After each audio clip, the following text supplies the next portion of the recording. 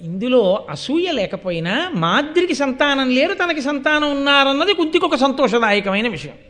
ఒకరోజు పాండురాజు ఒక్కడే కూర్చున్నప్పుడు మాద్రి ఆయన దగ్గరికి వెళ్ళింది. వెళ్ళి ఆవిడంది, భానునిభుండు పాండుజనపాలుడు ఘోర తపంబు చేసి కోరిన కోర్కికిం దగగ కుంతి సుతత్రితయంబుగాంచే గాంధారియు అక్కడన్ సుతశతంబు ముదంబునరంగగాంచే నే బోరచి ఆడుపుట్టువున పుట్టి నిరర్ధక జీవితనైతి సంసార సుఖావహంబైన సత్సుత జన్మము కాన బోలమిన్.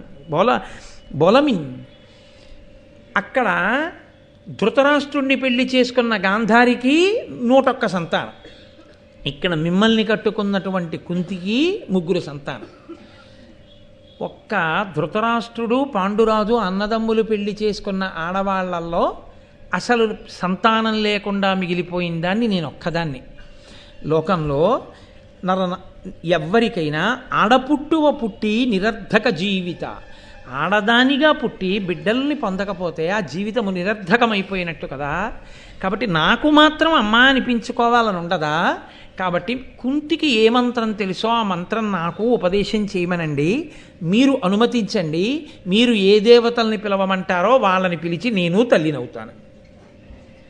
ఆయన అన్నాడు, చూస్తున్నాను మాద్రి, కుంతి బిడ్డలకి తల్లి అయింది, నువ్వు చిన్న బుచ్చుకు తిరగడం గమనించాను, నిజమే, నీ కోరిక సమంజసం, కుంతిని ఇప్పుడే పిలిచి నీకు ఉపదేశం చేయమంటాను, నా మాట కాదనదు అని కుంతీదేవిని పిలిచి నీకున్న మంత్రాన్ని మాద్రికి కూడా ఉపదేశం చెయ్యి అన్నాడు. అయిందా పాపం వెంటనే? ఇప్పుడు మాద్రికి కూడా పిల్లలు పుడతారు. అసూయ లేకపోవచ్చు, కానీ ఎక్కడో మళ్ళీ సమానత్వం వచ్చేసింది కదూ. పాండురాజుని తండ్రిని చేసింది ఆవిడ, ఈవిడ కూడా, కాబట్టి మంత్రోపదేశం చేసింది. ఈ పిల్లలు పుట్టారు, సంతోషమే. పాపం కుంతికి అసూయ ఏం లేదు, అలా అనడానికి కూడా లేదు. కానీ మీరు కుంతి పరంగా ఆలోచించినప్పుడు మాత్రం మళ్ళీ కించిత్ ఎక్కడో కిందకి దిగిపోయినట్టు అయిపోయింది. మాద్రికి బిడ్డలు పుట్టారు.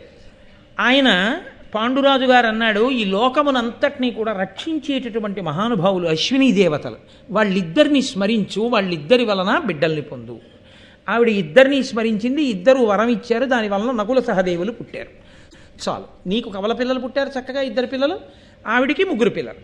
ఇప్పుడు రాజ్యం లేకపోయినా శాపం ఉన్నా పర్వాలేదు, 5 కొడుకులు చక్కగా వాళ్ళందరూ పరిగెడుతున్నారు, వేదం నేర్చుకుంటున్నారు, ఆ శతశృంగంలో ఋషుల దగ్గర పాఠాలు నేర్చుకుంటున్నారు. మహాతేజోవంతులు, వాడు కింద పడితే రాళ్ళు ఇరిగిపోతాయి, ఒకడు అద్భుతంగా బాణాలు వేస్తాడు. ఇంతంత వాళ్ళు ఇంత గొప్ప వాళ్ళు అవుతారు. భవిష్యత్ తెలియకపోతే జాతకాలు చూపించుకోవాలి, కానీ అశరీరవాణి ముందే చెప్పేసింది, ఇంతంత పెద్దవాళ్ళు అవుతారు నా కొడుకులు. అబ్బోయిక తండ్రితనంతో సంతోషం, వచ్చిన కష్టాన్ని తండ్రితనంలో మర్చిపోయాడు. మర్చిపోయి ఎంత సంతోషంగానో రోజులు గడిచిపో